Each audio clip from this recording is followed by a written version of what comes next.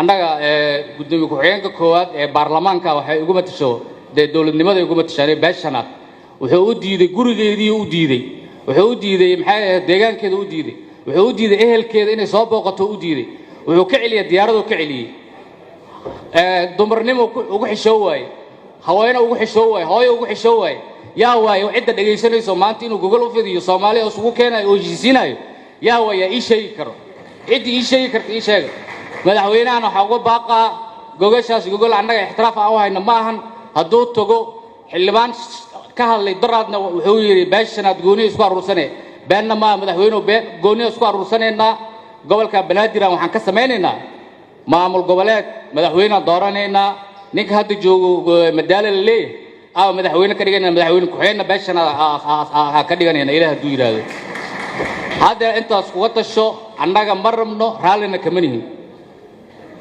gogashaasna annaga ma ixtiraafsani haddii aan nahay beeshanaad mana ka yeelin mana ka aqrisanayno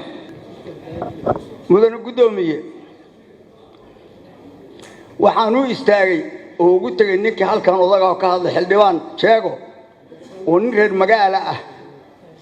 oo nin haybad weyn iyo aanu rajo weyn ka lahayn ayaa halkan wuxuu uga hadlay caasimadii Soomaaliya oo qof walba wax ku leeyahay oo ummadda Soomaaliyeed ka dhaxaysa inuu yiri aniga madaala qaybsanayna waxaan rabaa wixii la soo maray waa ogyahay ummaddu intaysan kicin oo warkaasi fidin intaan warkaasi fidin oo meel dheer gaarin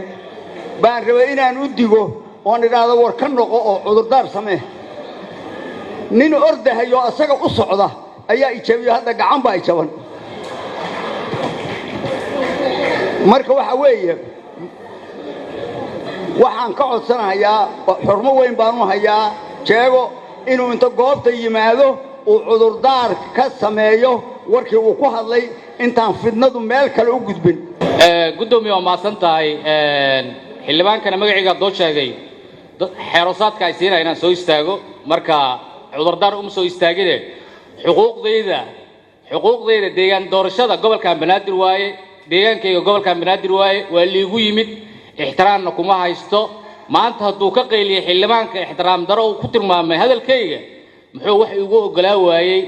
haddana muxuu wax igu ogolaanaya haddii oo maanta ay arinta ay saan taagan tahay goormay wax lii ogolaanaani 0.5 markii laga soo tago Banaadir yahay deegaan doorashadeeda waaye cid wax ila qaybsanaysa cid wax ila leh haddii uu arkay muxuu ahaa xildhibaanka inaan asiga si gaar u fuquuqay deegaanka ganacsiga ku leeyahay deegaanku ku yahay xuquuq ku leeyahay xuquuqdiisana anima dafiri kare haddii maamul la dhisay maamulkaas uu qayb ka naqana waa maasan tahay